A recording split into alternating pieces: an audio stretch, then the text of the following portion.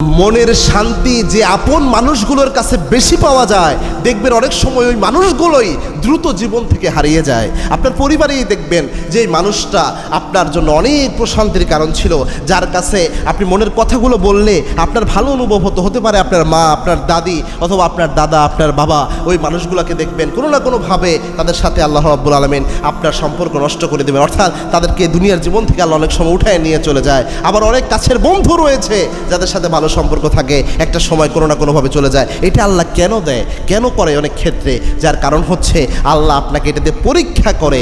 আল্লাহ আপনাকে বোঝাতে চায় এই পৃথিবীতে যত আপন থাক কোনোটা স্থায়ী না, এই পৃথিবীতে প্রশান্তির কোনো জায়গা স্থায়ী না। একমাত্র আল্লাহ ছাড়া, আল্লাহ আপনাকে প্রশান্তি দিতে পারে, একমাত্র আল্লাহই আপনার আপন। এজন্য পৃথিবীতে আপনি অন্তরঙ্গ বন্ধু হিসেবে আল্লাহকে গ্রহণ করেন, আল্লাহর কাছে মনের ব্যথাগুলো বলেন, আল্লাহকে জীবনের সবচেয়ে আপন বানান। এটা এমন স্থায়ী বন্ধন, এই বন্ধন আপনাকে জান্নাত পর্যন্ত পৌঁছে দেবে।